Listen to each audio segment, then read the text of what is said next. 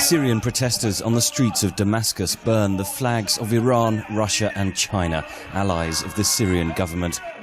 The uprising is proving long and brutal. Analysts say Syria's government has learned lessons from across the Arab world. The regime in Syria has learned from the Libyan experience and calibrated its response to be brutal but not flamboyantly so, and not to speak of it openly, to carry a big stick but speak softly. They looked at countries like Egypt, which had made compromises with the opposition, and they concluded that if you compromise first, you'll end up losing everything second.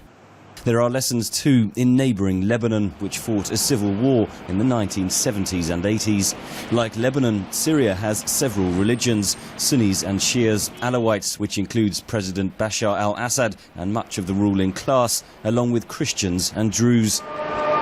Beirut, home to some of Syria's exiled opposition, bears the scars of that brutal conflict.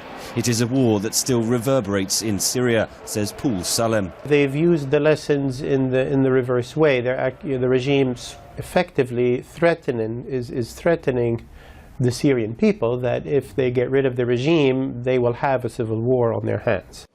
Looking east, Syria can count on Iran as its main ally. Iranian President Mahmoud Ahmadinejad has repeatedly berated Arab countries for pressuring Syria to end the crackdown. One of the bitter and of course ridiculous scenarios is that in our region, some people who do not have any concept of election and freedom in their culture have gathered and want to issue freedom and democracy decrees for Syria. در فرهنگ اونها انتخابات و آزادی معنا ندارد. دور هم جمع شدن برای دیگران فرمان دموکراسی و آزادی صادر می‌کنند.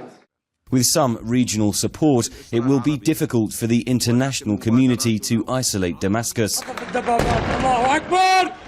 Only violence on a greater scale could prompt foreign intervention, says analyst Salem. If something happens that is of a dramatic nature, and if the Western press gets hold of it and impacts public opinion, at the end of the day, politicians are politicians, and they have to respond to what the mood of the public is. This is effectively what happened largely in Libya. It's what happened eventually in Kosovo. For now, analysts say international divisions mean there is little hope of a quick solution to Syria's conflict. Henry Ridgewell for VOA News, Beirut.